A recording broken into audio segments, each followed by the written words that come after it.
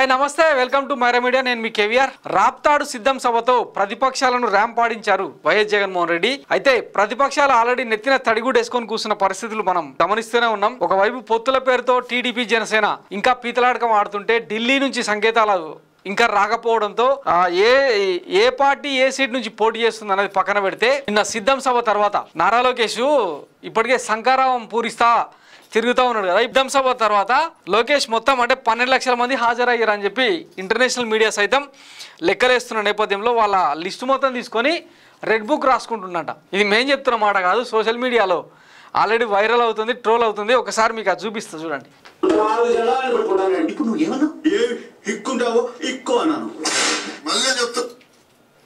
ఇక్కడ ఉంది చూడండి మళ్ళీ చెప్తున్నా ఎందుకబ్బా నా రెడ్డి బుక్ లో ఎక్కాలనుకుంటారు ఎందుకు నా ఎర్ర బుక్ లో ఎక్కాలనుకుంటారు మీరు నాలుగు లొకేషన్ రెండు బుక్ పట్టుకుని తిరుగుతున్నాడు మీ పేరు కూడా రాసింటారు కార్యకర్తలు అమ్మో రెండు బుక్ పట్టుకున్నా ఏ బుక్ పట్టుకున్నా ఎర్ర బుక్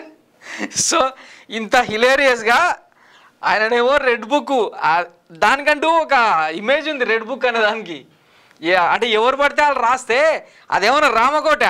మరి చిల్లరగా చేస్తున్నావు నారా లోకేష్ నువ్వు అంటే అదేమంటారు కుర్చీ మడత పెడతా సినిమా డైలాగులకు అంటే సినిమా ఏమంటారు రీలు వేయడానికి గూస్ బంప్స్ తెప్పడానికి అరుపులు కేకలకు సరిపోతుంది బాగానే ఉంటుంది కానీ ప్రతిదానికి ఇట్లా రెడ్ బుక్లో లెక్కలు రాస్తాం నీ పేరు వస్తుంది మీ నాయకుడే రేపు రాష్ట్రం వదిలి పారిపోతాడు ఇన్ని దుర్మార్గాలు చేసి ఇన్ని కేసులు మీ మీద మోపబడి 23 స్టేలు తెచ్చుకున్న మీ నాయననే రాష్ట్రంలో మంచిగా నింపాదిగా ఉంటున్నప్పుడు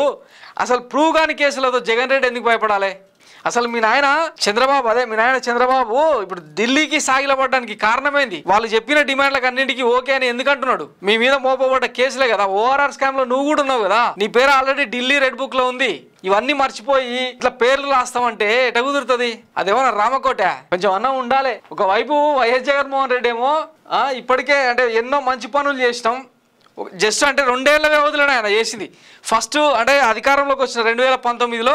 1 ఇయర్ పాటు మాత్రమే ఆయన పాలన కొనసాగింది ఆ తర్వాత కరోనా వచ్చింది 2 ఏళ్ళు స్మాష్ లిటరల్గా చెప్పాలంటే 2022 స్టార్టింగ్ నుంచి 2000 ఇప్పుడు వరకు ఓవరాల్గా 2.5 సంవత్సరాల పాలనా కాలంలో ఆయన ఎన్నో అద్భుతాలు చేసిండు మరి నీ అయ్యే ఏం చేసిండు 14 ఏళ్ళు చెప్పుకోవడానికి ఒక పోర్టు కట్టిండా ఒక ఇంటర్నేషనల్ ఎయిర్పోర్ట్ తీసుకొచ్చిండా ఉద్యానం ఏమైనా డెవలప్ చేసిండా నంద్యాల మెడికల్ కాలేజ్ ఏమన్నా అయిపోయిందా ఇట్లా జనానికి 2.5 లక్షల కోట్ల రూపాయల రూపంలో డీబీటీ ట్రాన్సాక్షన్స్ ఏమైనా చేసిండా ఏవీ లేదు వైఎస్ జగన్మోహన్ రెడ్డి అసెంబ్లీలో చెప్పినట్టు దొబ్బడం తినడం పంచడం ఎవరికి మన జాతికి ప్రజలకు కాదు ముందు మీ పేర్లు రెడ్ బుక్లకు ఎక్కకుండా చూసుకోండి మనందరం ఆలోచించి ఈ రోజు ఎంత దారుణంగా ఉందంటే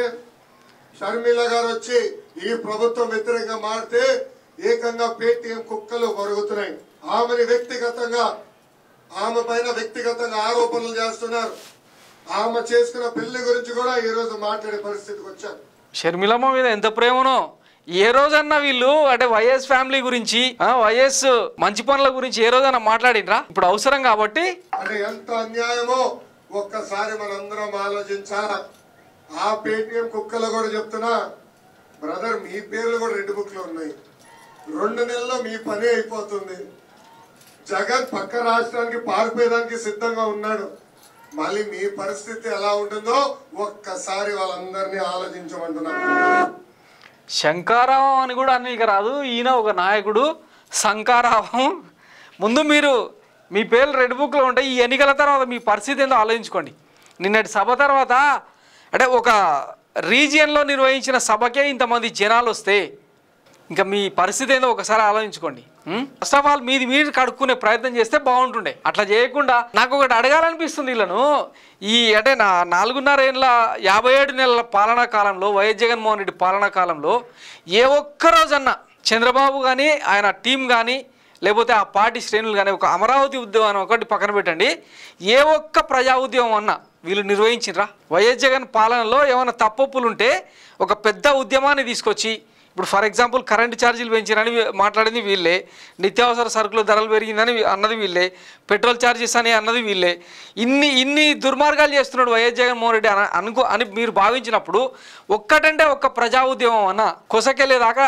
తీసుకెళ్ళినరా ప్రజా ఉద్యమాలు చేయడం చేత కాదు ఎంతసేపు జనానికి మనం డబ్బులు పంచితే ఎందుకంటే తరతరాలు తిన్నా సరిపోని కరిగిపోని సంపాదన పోగేస్తాం కదా అందుకే ఈ ఫ్యూడల్ మెంటాలిటీ ఈ ఏమంటారు ఈ పెత్తందారి మనస్తత్వంతోనా మీ కన్ను మిన్ను కానకుండా మాట్లాడుతూ ఉంటారు అనమాట. రేపు జనం పెట్టే వాతలకు మీరు ఆల్రెడీ కుర్చీ మడత పెట్టిన అంటారు. 2019లోనే కుర్చీ మడత పెట్టి మిమ్మల్ని షెడ్డు పంపించినా మీకు ఇంకా బుద్ధి రాలే. ఒక రాష్ట్రంలో వాషౌట్ అయిపోయింది, ఇప్పుడు పెద్దల సభలో జీరోకి వచ్చిండ్రు, లోక్సభలో ఒక స్థానానికి మీ పరిమితం అయిపోయినరు. రేపు ఏందో మీ పరిస్థితి ఒకసారి ఆలోచించుకుంటూనే శంకరగిరి మానేయాలనిపిస్తుంది ఒక్కొక్కసారి. సో చూద్దాం మరి వచ్చే 2024 ఆంధ్రప్రదేశ్ అసెంబ్లీ ఎన్నికల్లో ఇలా పరిస్థితి ఎట్లా ఉంటుంది, జనం ఎవరికి కుర్చీ మడత పెడతారనేది తెలుసుకుందాం. Thanks for watching Myra Media. నేను మీ కేవీఆర్. Thank you.